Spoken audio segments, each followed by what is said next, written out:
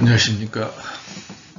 약이 되게 하는 영양조리와 음식 제2강 약선의 역사를 살펴볼까 합니다.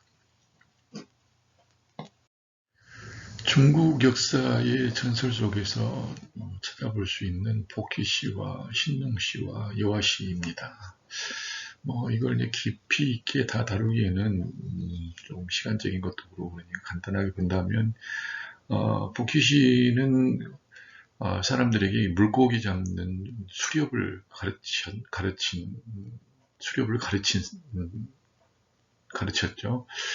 그리고 신농 씨는 사람들에게 경작을 가르쳤다고 이야기합니다. 그리고 여화 씨는 결혼에 관련된 규범이나 중매인의 규범이나 이런 것들을 전수했다고 이야기하는데, 복희 씨의 아내라고도 이야기하고 복희 씨의 누이라고 이야기도 하기도 합니다. 아무튼 이 세 인물이 신비적인 인물로서 전설 쪽에 등장하고 있는 것만큼은 사실이고, 이들의 정신적인 중국에서는 이들이 바로 정신적인 지주가 되고 있는 것은 사실이었던 것 같습니다. 약선적인 내용, 의미들을 담고 있는 문헌들을 큰 의미에서 먼저 살펴보도록 할 텐데요. 약선에 대한 최초의 문헌을 다루고 있는 책들은 이 동한시대의 후한서 연려전이라든지 송사 장관전, 외척이라고 하는 그런 문헌에서 볼 수가 있습니다. 이 문헌들 속에서 보게 되면 음식과 약으로 정성껏 병을 치료하며 잘 봉양한다고 하는 의미를 담고 있어요. 그래서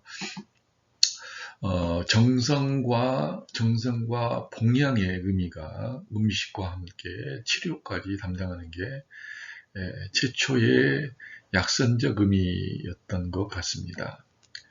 그리고 약물과 식물의 구분이 없었던 시기에 바로 이 약식 동원이라든지 식약 동원이라든지 라고 하는 이런 의미들이 나왔던 것을 볼 수가 있고요. 참 유명한 책인데, 이 회남자의 숨은 편에 보게 되어지면 신농 씨가 여러 가지 식물을 일일이 맛을 보면서 먹을 것과 먹지 못하는 것을 구분했다고 합니다.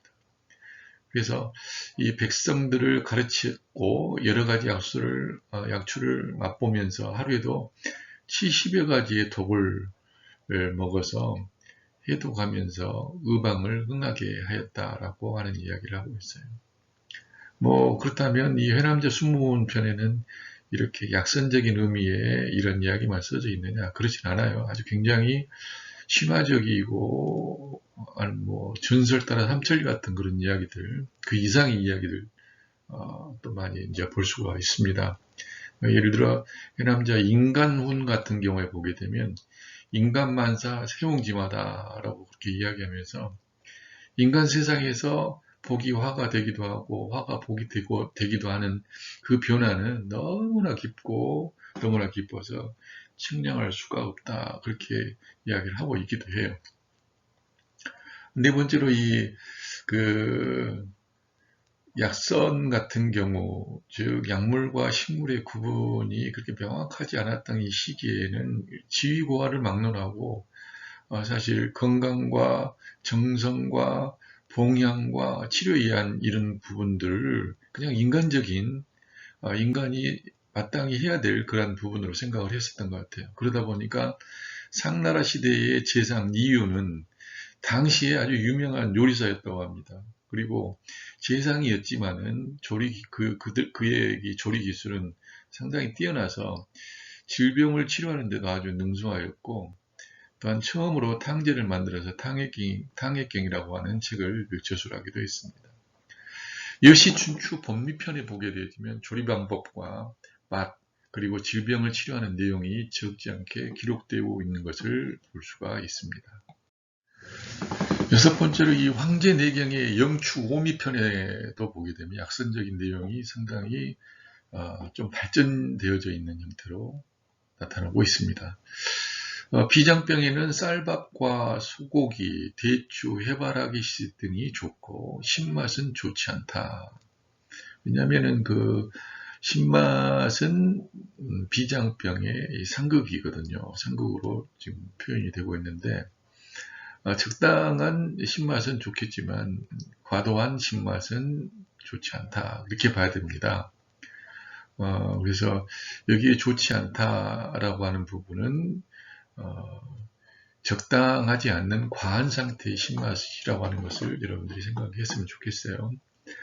심장병에는 밀과 양고기, 행인, 사백 등은 좋지만 짠맛은 좋지 않다. 역시 짠맛은 또 심장의 상극입니다. 그래서 짠맛이 만약에 물이라고 한다면 심장은 또 이렇게 불이거든요. 그래서 물이 불을 끄는 경우가 되다 보니까 이제 좋지 않다고 하는 것인데 적당한 짠맛은 좋지만 과도한 짠맛은 좋지 않다. 이렇게 해서 과도한 부분을 꼭 생각을 해야 될 것 같아요.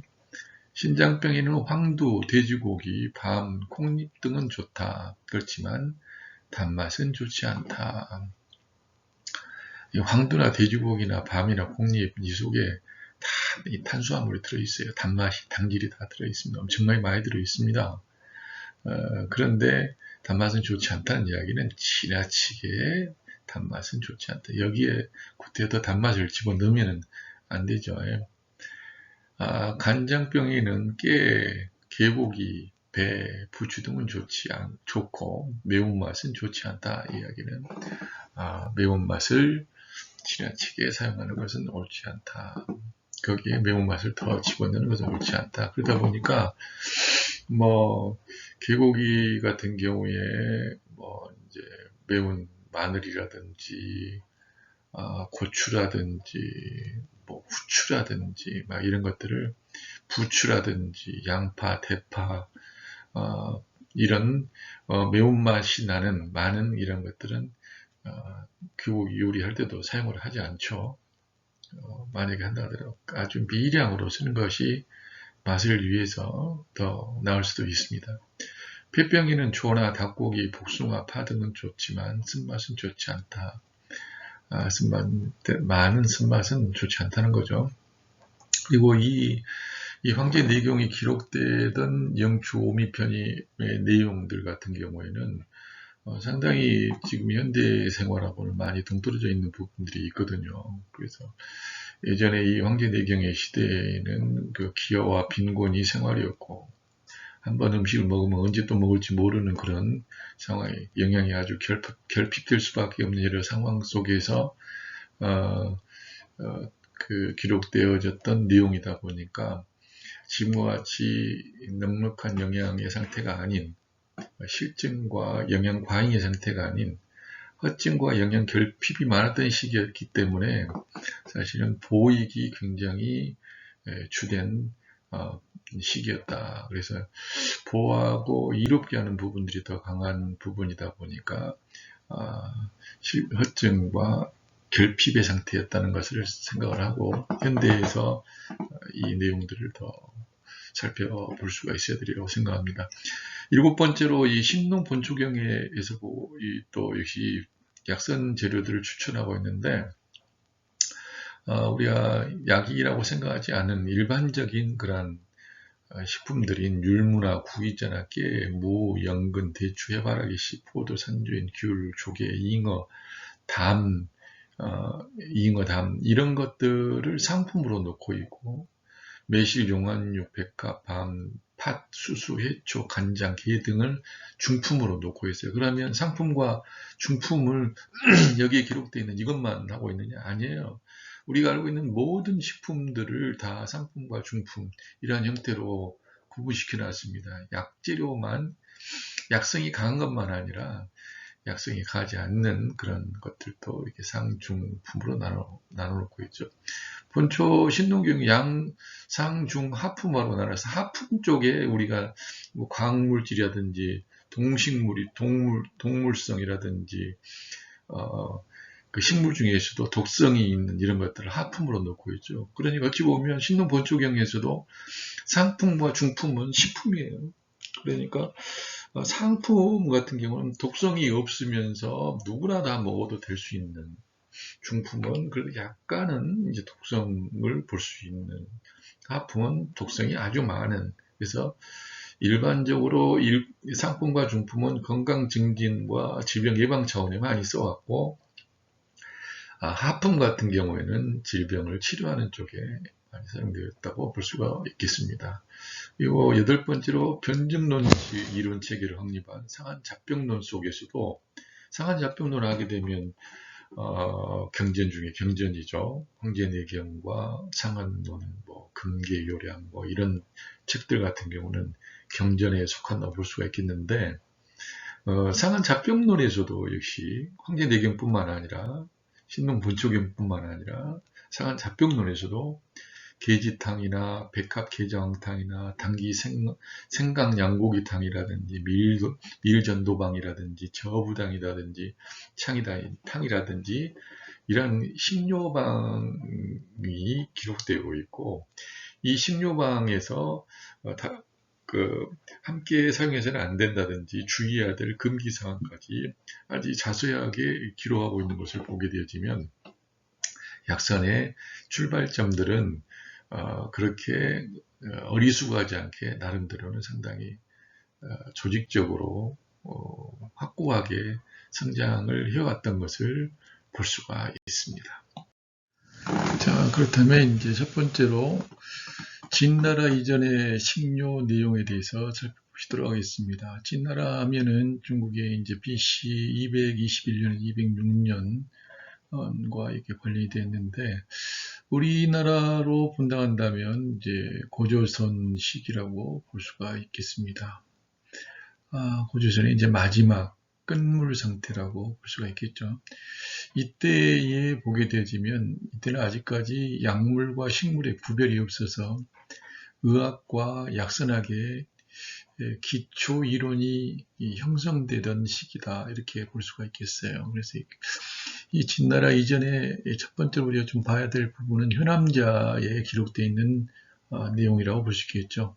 이 회남자는 BC 2세기경 해남녀왕 유장의 아들 유한이 식객들을 모아서 그들과 함께 도가서 21권을 남겼는데, 그 21권의 20원 편에 의하게 되어지면 식료 내용에 관련된 내용들이 수록되어 있습니다. 그래서 내용을 보면은 고대인들은 새나 짐승의 털도 뽑지 않고 피도 씻지 않고 그대로 먹고 풀과 물을 그대로 마시며 나뭇가지나 과일을 가리지 않고 먹어서 여러 질병으로 고통을 받았다. 거의 원시인들 수준이죠. 위생이라고 하는 것은 상상하기도 어렵고, 맛이라고 하는 것도 역시 그렇습니다. 이에 신농시가 오곡을 심어서 농사를 짓게 하였는데, 습하고 건조한 땅, 기름진 땅, 그리고 지대의 높고 낮음에 알맞게 재배하는 법을 가르쳤다라고. 그리고 모든 식물의 맛을 보아서 먹을 수 있는 것과 먹어서는 안 되는 것을 구별하고, 샘물이 달고 쓴지를 맛보아서 백성들이 알게 했다라고 기록하고 있습니다. 또한 식물을 선택할 때는 생명을 무릅쓰고 백초와 샘물의 맛을 보았으며, 생명을 구하기 위해 나뭇잎을 수집하고 과실을 먹기를 반복하여서 수많은 시용, 수많은 테스트를 거쳐가지고 의학 지식이 쌓이게 되었다라고 기재하고 있습니다. 이것이 고대인들이 식물과 약물을 구별 없이 동시에 사용했다고 하는 약식동원, 식약동원의 출발점이었다라는 것을 설명하고 있습니다. 그리고 또 진나라 이전의 그 사료에서 보게 되면 창기주라고 하는 술에 대한 내용이 나와요. 갑불문자에서 나온 글로서 이 창은 기장을 원료로 하는 울금초를 섞어서 빚은 술을 말합니다. 그래서 곡물을 발효시켜서 술을 만들어 먹게 되었다. 이런 내용을 볼 수 있겠죠. 술은 기운을 활발하게 하고 혈맥을 잘 통하게 하면서 약의 효능이 강하게 나타날 수 있고, 약과 술을 결합하여서 여러 가지 질병을 치료하였으며 사람들이 음복하게 됐다.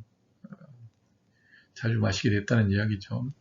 출토된 이 상나라 시기의 청동기 유물에서는 여러 가지 청동으로 만든 술잔이 나오고 있습니다.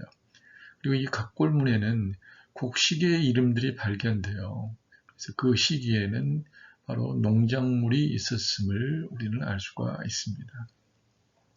그리고 세 번째로 탕액경에 보게 되면 상나라 이윤의 책인데 음식의 조리법과 탕액을 제조하여서 질병을 치료하는 방법들을 기록하고 있다고 그래요. 그런 내용은 이제 유실되어 있습니다. 진나라의 황보미길의 가불경에서 이윤은 성인의 재능으로서 식농 본초를 이용하여서 탕액을 만들었다라고 기록하고 있거든요. 장중경도 이윤의 탕액 수십 권을 이용하여서 여러 가지 경험을 하였다라고 기재를 하고 있습니다. 그리고 전국시대 말기 진나라의 이제 여부리가 3천여 명의 식객들을 모아서 편찬한 책인데, 이 바로 여시춘추 본미편에 보게 되어지면 이윤의 탕액에 대한 내용과 조리 방법, 탕액의 맛에 대해서 기록을 하고 있습니다. 그 대표적인 그 기록의 내용들을 살펴보면, 첫 번째, 물에 사는 것은 비리고 육고기는 질이며 초식은 누린내가 난다. 원조리를 선택한 후에 조리할 때 이런 점을 감안해서 포제를 통해서 불량 기미를 제거하고 사용해야 한다는 거죠. 두 번째, 법미편에서는 음식의 맛의 조화를 이루는 것은 필히 감, 즉 단맛과 신맛과 쓴맛과 신매운맛과 짠맛, 이 오미가 필수적인데, 이것들을 넣는 선후와 양에 따라서 진함과 엷은 맛으로 나타낼 수가 있다. 그래서 음식 조리 시 각자의 맛을 고려해서 조리를 해야 한다라고 하는 것을 제시하고 있죠. 그리고 세 번째 내용은 불의 조절에 대한 내용도 나오고 있어요. 익히면서 태우지 말고, 단 것은 너무 진하게 않게 하고, 신 것은 강하지 않게 하고, 간을 할 때 너무 짜지 않게 해야 한다. 맵되 너무 자극적이지 않아야 한다라고 하는 조리 방법도 이야기하고 있죠. 네 번째로는 원재료는 각 지방에서 가장 좋은 것을 사용해라. 가장 싼 것을 사용하라는 게 아니라 가장 좋은 것을 사용하라라고 이 여시춘추의 봄이편에 이야기하고 있는 거예요. 그리고 참 재미난 건 앞으로 여러분 계속 들을 만한 내용인데, 양을 보호하는 것은 생강이고 그 효과를 밖으로 나타내는 것은 계지다. 그래서 생강과 계지의 활용에 대한 부분들을 잘 이렇게 이야기를 하고 있는 것을 볼 수 있습니다. 양을 보호하는 건 뭐라고요? 양을 보호하는 것은 생강이고 그 효과를 밖으로 드러나게 하는 것은 뭐다? 계지다. 대단하죠?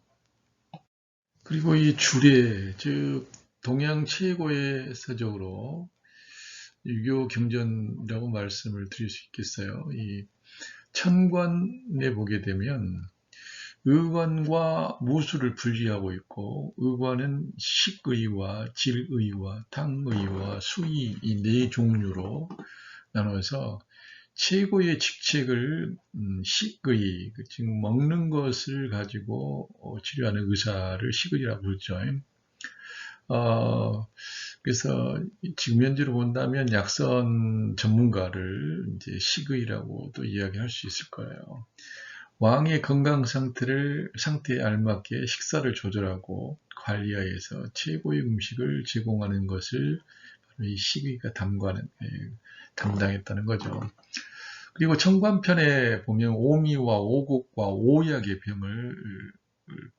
오약으로 병을 조절하고 예방할 수 있다라고 이야기하고 있습니다. 그래서 지금 현재도 이 오곡과 오약에 대한 부분들은 이제 잘 활용이 되고 있는 것을 볼 수가 있어요. 물론 이제 오곡 같은 경우도 마와 삼, 보리, 수수쌀, 뼈, 콩, 벼, 콩 이렇게 이야기하고 있는데 이 중에서 뭐 사실 이제 마와 삼만 뺀다 한다면 보리, 수수, 그다음에 벼, 콩 이 부분은 저 오곡에 이제 같이 포함이 되죠. 그래서 이제 뭐 기장이 포함되면 바로 이제 보리, 수수, 벼, 콩, 기장에서 오곡으로 이제 이름할 수도 있죠. 그리고 여섯 번째로는 이 산해경이라고 하는 아주 놀라운 책자가 또 하나 있는데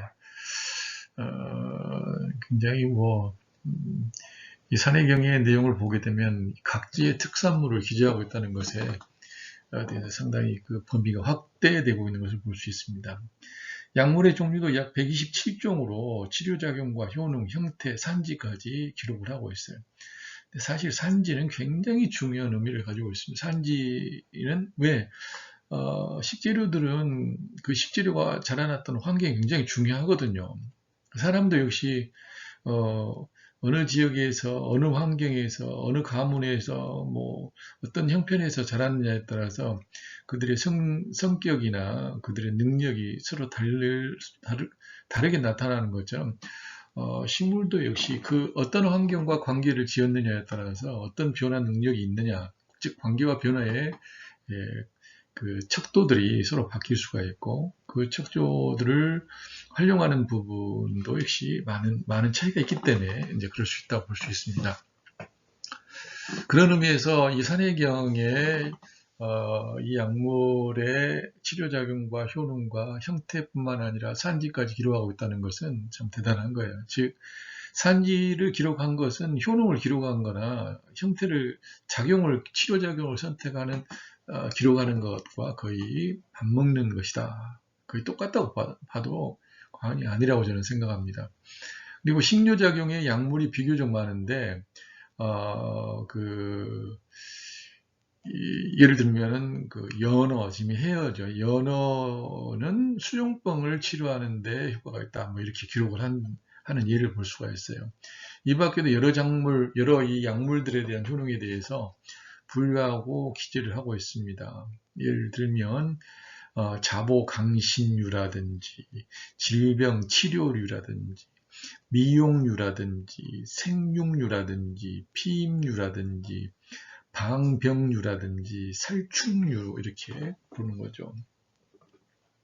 요즘 뭐 자보강신유 같은 경우는 뭐 강장제유겠죠. 질병 치료는 말 그대로 질병을 치료하는 미용은 미용을 담당하는 거겠고 생육류는 생장하고 발육하게 하는 이런 쪽과 관련된 것이고 피임류는 뭐 이름이 방병류는 질병을 예방하는 그리고 살충류는 살충 역할을 하는 이런 부분을 말씀드릴 수가 있을 겁니다. 이 산해경에 대한 부분의 그림을 통해서 잠깐 살펴보도록 할게요.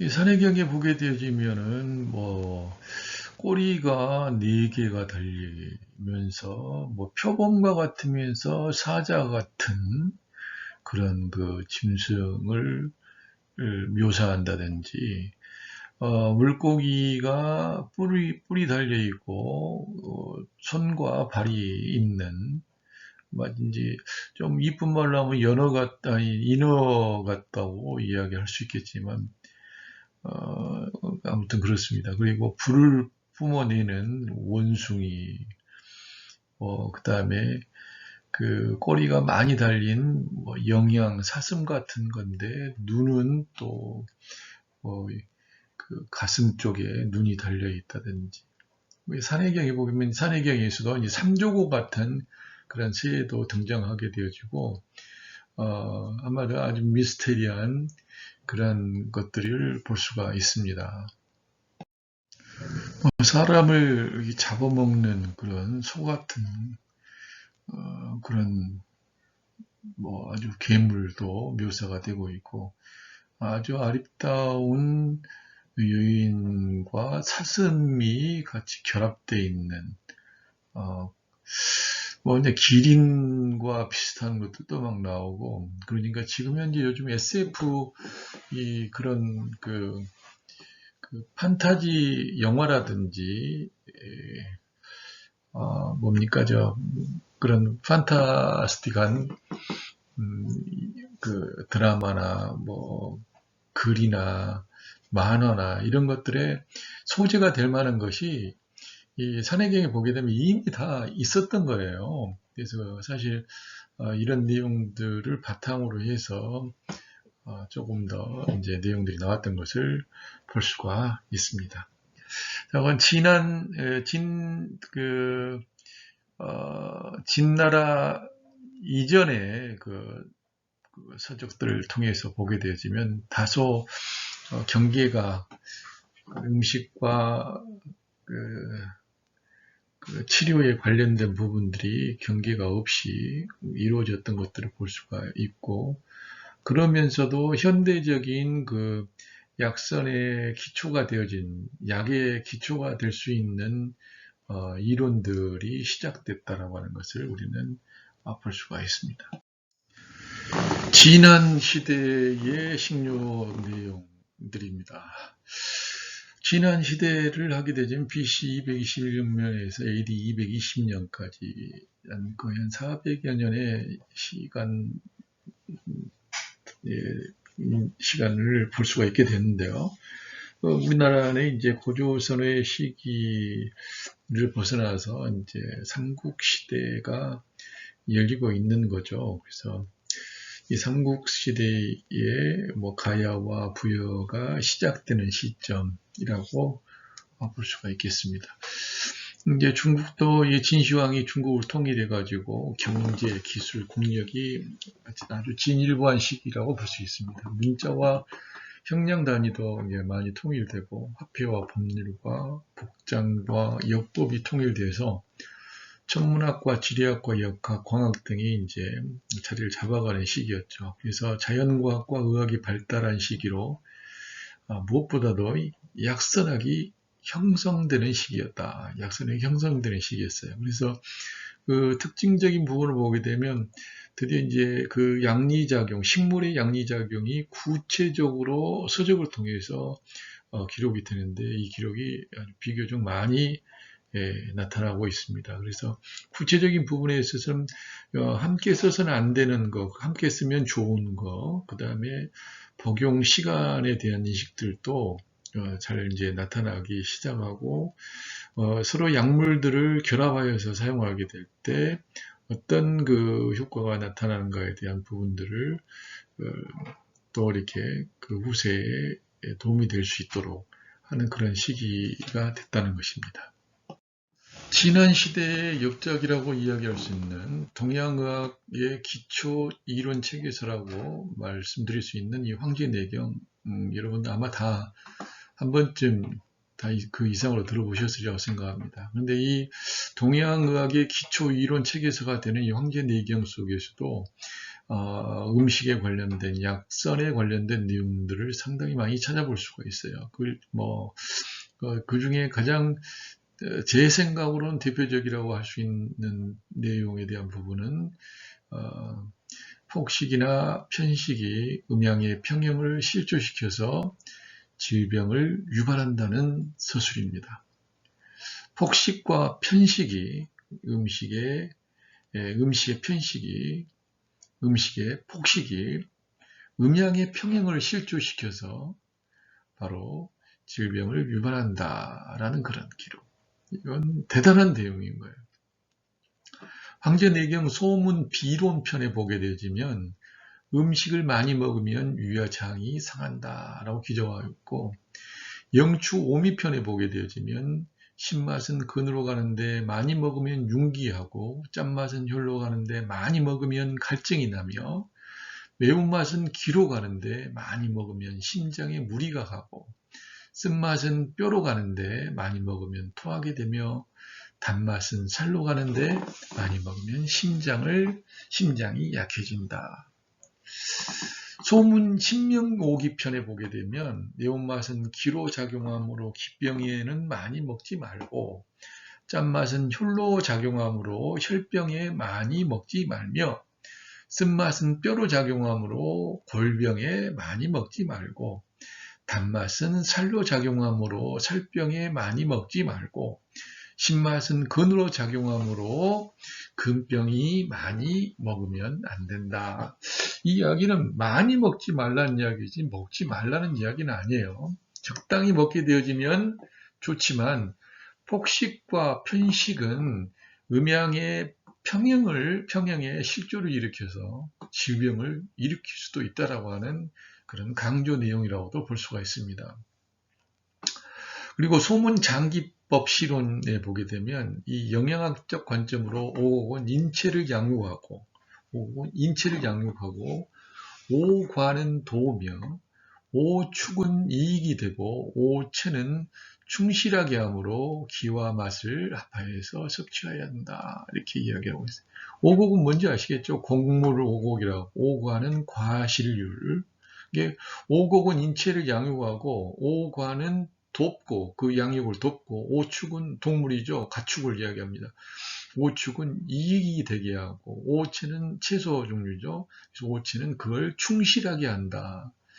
그러니까 어찌 몸을 더 충실하게 한다 한다면 오체가 더 중요하다고 볼 수가 있죠. 약선으로는 또한 오징어한이 있는데 주로 혈액을 대량 손실한 후에 혈액을 보충한다든지 혈고병을 치료한다 이렇게 하고 있고 오징어뼈와 산초 참새알을 갈아서 환으로 만들어서 전복을 끓인 물에 복용한다고 하고 있습니다. 이렇듯 황제내경 같은 경우는 이윤의 탕액경과 함께 식료학의 기초를 마련하는데 그래서 또 후대의 약선을 발전하는데 지대한 영향을 끼치고 있다고 볼 수가 있습니다. 지난 시대의 두 번째 대표적인 서적은 신농본초경이라고 볼 수 있겠습니다. 의학의 약학 전문 서적이라고 볼 수 있죠. 365종의 약재를 기록하고 있어요. 상품과 중품과 하품으로 이렇게 나눠서 기록하고 있는데 상품은 거의 독성이 없는 일반적인 식물을 이야기를 하고요. 중품은 약간은 독이 있는 좀 기능성 식물들을 이야기할 거라고 볼 수 있습니다. 그리고 하품은 독이 좀 있는, 독이 또 때에서는 많은 약물 종류입니다. 그래서 일반적으로 상품과 중품으로 건강 증진 및 질병 예방의 차원이란다면 하품은 주로 독성으로 치료를 하는 독성으로 질병을 공격하는 그런 치료 쪽에 질병 치료 쪽에 초점 능력이 더 있다고 볼 수가 있겠습니다. 세 번째 책은 상한잡병론입니다. 여러 가지 약선들을 소개를 하고 있죠. 괴지탕이나 백합계자 황탕이나 당귀 생강양고귀탕이나 밀전도강이나 저부탕 같은 것이 있는데 먹어서는 안 되는 금기사항도 함께 같이 기재를 하고 있어요. 그리고 금계유락이라는 책에도 보게 되어지면 음식이 생명을 양육하기도 하지만 그래서 먹으면 해롭고 도리어 손상시키기도 한다라고 하는 금기사항도 기재를 하고 있어요. 그래서 계절적 주의사항, 오장병상의 주의사항, 그리고 식물과 식물 간의 서로의 상극관계의 금기사항, 그리고 섭취를 해서는 안 되는 식물들에 대한 이런 기록들을 볼 수가 있습니다. 그래서 계절 중에 주의사항을 보면 봄에는 간을 먹지 마라, 여름에는 심장을 먹지 말라, 겨울에는 생파를 먹지 말고 3월에는 마늘을 먹지 말라 이렇게 이야기하고 이걸 오행적으로 확대를 하게 되어진다 한다면은 봄에는 간을 안 먹고 여름에는 심장을 안 먹는다면 가을에는 폐를 먹으면 안 되고 동물의 폐를 이야기합니다. 겨울에는 신장을 먹으면 안 되고 이렇게 이야기도 할 수가 있는 거예요. 그런데 우리가 언제 이런 거 가립니까? 그 봄에 만약에 순대 사러 갔다가 간을 주면은 그냥 아무 생각 없이 받아오잖아요. 그리고 여름에는 또 순대 사러 가면은 이제 그 심장을 줄 때 심장 봐도 오잖아요. 왜냐하면 심장이 너무 맛있으니까. 그런데 주의하라는 이야기죠. 그렇다 한다면 우리 약선의 원칙으로 봤을 때 봄에는 간 대신에 뭐 다른 부속물을 봤을 때 뭐 밥통이라든지 돼지 밥통이라든지 그리고 돼지 폐는 먹어도 좋죠. 여름에는 심장 먹지 않는 대신에 아주 적게 먹는 대신 저 폐라든지 신장 같은 거 먹어도 돼요. 이제 이렇게 볼 수가 있는 겁니다. 이건 뭐 더 자세한 부분은 다시 거론할 때 말씀을 드리도록 하고요. 오장병의 금기사항을 보게 되면 간병에는 매운 것을 금한다라고 이야기했어요. 이제 그리고 심장병에는 짠맛을 금한다. 비장병에는 신맛을 금한다. 폐병에는 쓴맛을 금한다. 신장병은 단맛을 금한다. 이렇게 이야기하는데 오행상으로 보게 되면 상극을 줄이라, 상극을 피하라 이렇게 이야기하는데 실증에는 오히려 이게 더 필요해요. 그러나 허증인 경우에 줄이라는 이야기죠. 그럼 실증은 뭐고 허증은 뭐냐? 지금 오늘 여기서 공부 다 할 수 있는 건 아니잖아요. 그래서 차츰 우리가 오행학설이나 음양학설을 공부를 하면서 그리고 장상학설을 공부를 하면서 이 내용은 다시 거론될 겁니다. 식물의 삼각관계의 금기사항으로 보게 되면 돼지고기와 양간을 동시에 섭취하지 마라. 심장이 답답한 증상이 나타나서 양고기가 살아있는 생선을 같이 먹으면 양고기가 살아있는 생선을 같이 먹으면 음식물이 응고되어 사람을 손상시킨다. 뭐 이런 이야기라든지 섭취 금지 식물이라든지 이런 것들 고기나 간이 땅에 떨어졌으면 흙이 묻지 않거나 돼지고기가 물 위에 뜨거나 고기에 붉은 반점이 있거나 밥이 더럽거나 고기가 상하거나 생선에서 안 좋은 냄새가 나거나 과일 씨가 땅에 떨어져서 밤을 지냈거나 벌레가 먹었거나 개, 쥐, 벌, 파리, 곤충이 먹은 음식은 먹으면 안 된다. 이렇게 금기결하게 이야기를 하고 있어요. 좀 이것도 우리가 깊이 있게 생각을 한번 해봐야 되겠죠. 진나라에서 당나라 시대의 식료 내용입니다. 여기서 진나라는 진시황 당시 그 진나라 그쪽의 진이 아니라 여기는 서진과 동진으로 나눠졌던 AD 265년에서 AD 907년까지의 사이에 나타나 있는 그 식료 서적들을 통해서 볼 수 있습니다. 이 시기에는 정치가 비교적 안정되고 경제도 많이 발달됐어요. 의학도 함께 발전되어지면서 약선학도 아주 발전한 시기입니다. 그래서 여러 가지 식료 이론들이 정립되어지는 시기라고 볼 수 있습니다. 그래서 대표적인 책들을 보면 뭐 왕숙화의 양생론, 도홍경의 명의별록, 가롱의 추방, 뇌효의 뇌공포구론, 그 다음에 손사막의 비급 청금요방이라고도 청금요방의 식지편, 그리고 손사막의 제자인 맹선이 쓴 바로 보양방, 그리고 장정이 쓴 식료본초, 이렇게 볼 수가 있겠습니다. 저는 이제 자세한 부분은 다음 페이지에서 우리가 또 보시도록 하시죠. 왕숙화의 이 양생론을 보게 되어지면 참 대단한 말이 있죠. 이게 인체 상황을 고려하지 않고 음식을 아무거나 먹으면 안 된다. 이렇게 사람들이 먹으니까 먹으면 안 된다. 뭐 이런 이야기도 돼요. 요즘 유행하는 음식이니까 먹는다. 이거 안 된다는 이야기입니다. 뭐냐면 자기 자신의 인체 상황을 고려해서 먹어야 된다는 거예요. 그래서 인체 상황을 고려하지 않고 음식을 먹게 되어지면 반드시 탈이 날 수도 있다. 이렇게 말하고 있는 겁니다. 그리고 오보본초에 보게 되어지면 이 오보본초의 오보는 이 화타의 제자로 3세기경에 이 책을 완성합니다. 6권으로 되어 있으며 441종의 약재가 기록되고 있습니다.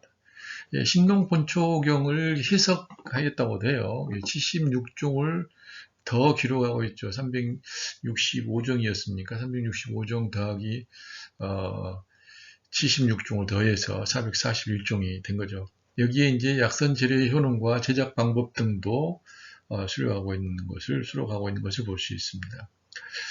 예를 들면 음양곽은 음양곽 음료를 만드는데 기침과 천식을 멈추게 하고 거풍 제습의 효능이 있으며, 만약 음양곽을 양의 관과 함께 삶아 먹으면 신장을 보호하고 양기를 강하게 하여서 근골을 튼튼하게 하는 효능이 있다, 이렇게 기록을 하고 있는 것을 볼 수 있습니다. 다음으로는 도인 김홍경이 쓴 책인데, 이 명의별록입니다. 총 3권으로 되어 있고 상중하 이 상품으로 구별해서 옥석과 초목과 동물, 과금류, 벌레, 어류, 과일, 채소, 곡식 등을 차례로 분류하여서 약 730여 종이 기록되고 있는 것을 볼 수 있습니다. 이 책의 내용에서도 보면은 정식 명칭이나 성미나 주치료, 별명, 산지, 채집시기, 용법, 용량, 저장법, 금기사항들을 기록을 하고 있는데, 그리고 이전 시대의 명의들과 민간요법들도 같이 수록을 하고 있어요. 여기서 참 저는 이제 좀 강조를 하고 싶은 것은 산지와 채집시기, 그리고 용법과 용량이 참 중요한 부분이 될 수 있다고 생각합니다. 어떤 장소에서 어떤 시기에 채집을 했느냐, 이건 굉장히 중요한 부분이라고 볼 수가 있기 때문에 그렇습니다.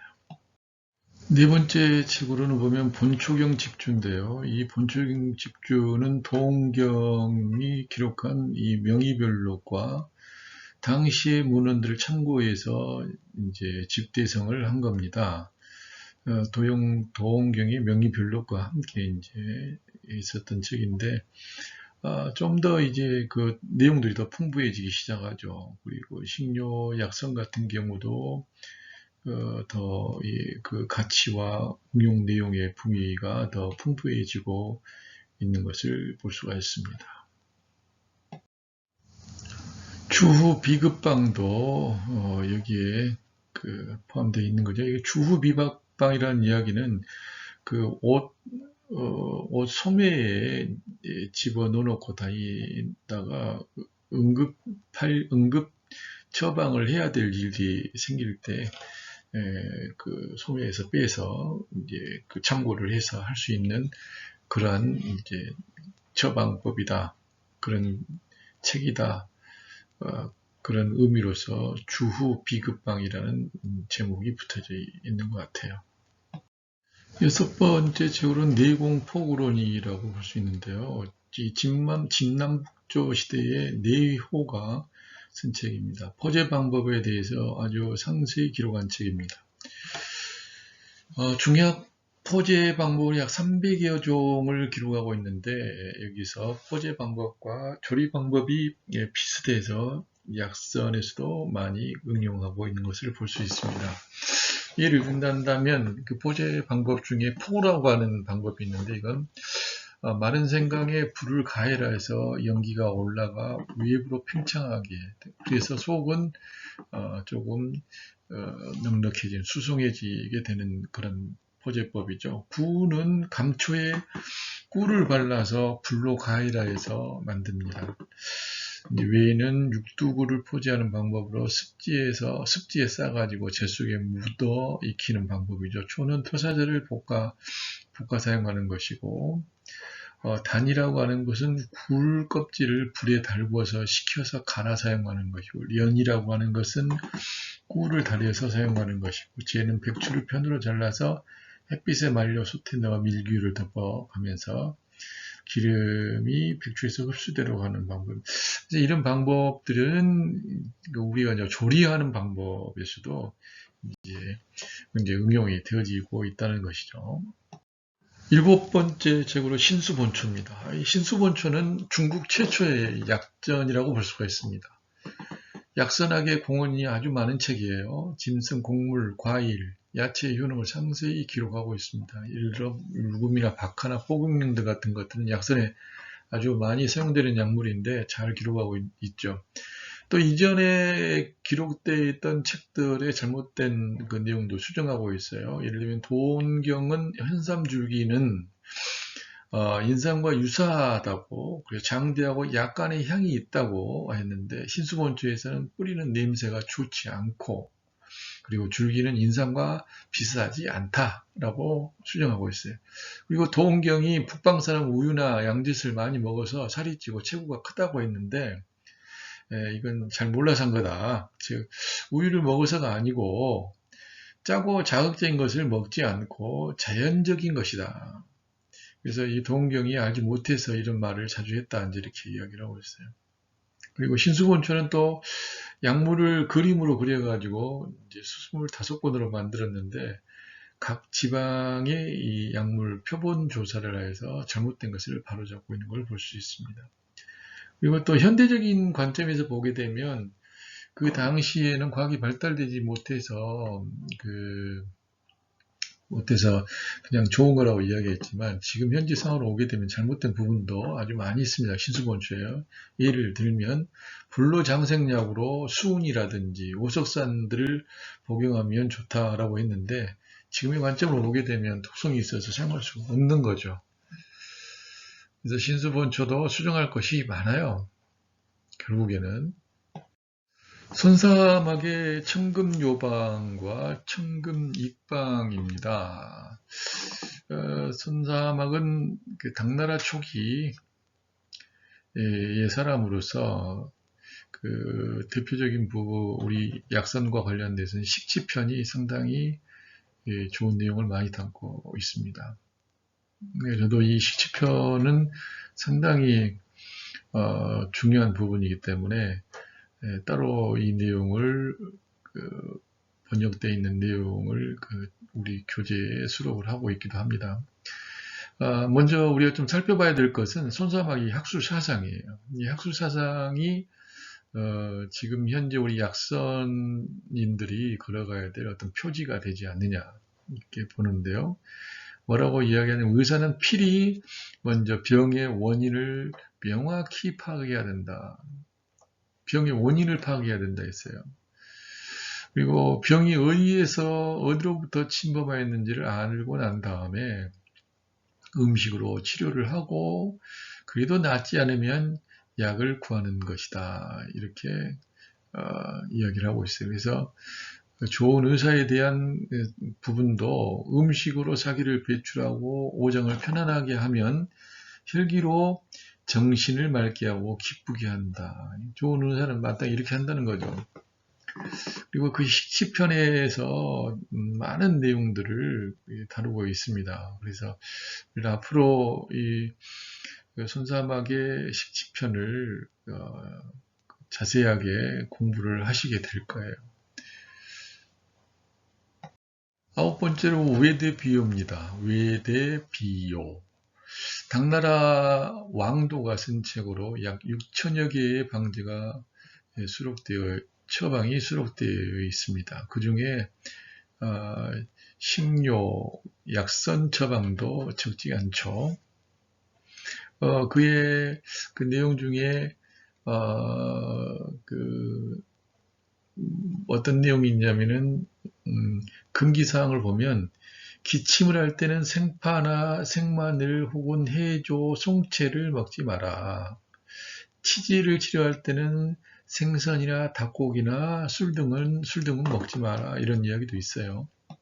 10번째로 식료본초라고 하는 책입니다. 당나라 맹선이 쓴 보양방 3권을 후에 정전이 보충하면서 현존하는 중국 최초의 식료 전문 서적이라고 볼 수가 있습니다. 그리고 본초수교라는 책이 있어요. 여기에 보게 되면 식재 이론을 창안하고 있습니다. 그래서 방제학의 기본 이론이 되면서 중요한 의의가 되기도 합니다. 약선에도 사용 의의가 있습니다. 그래서 이 식재를 보게 되어지면 선, 통, 보, 설, 경, 중, 섭, 활, 조, 습인데, 이런 내용은 우리가 전문적으로 내용을 다루면서 보기에는 너무 힘들어서 약선을 하시면서 하나씩 해당 부분이 나올 때 말씀을 드리도록 하겠습니다.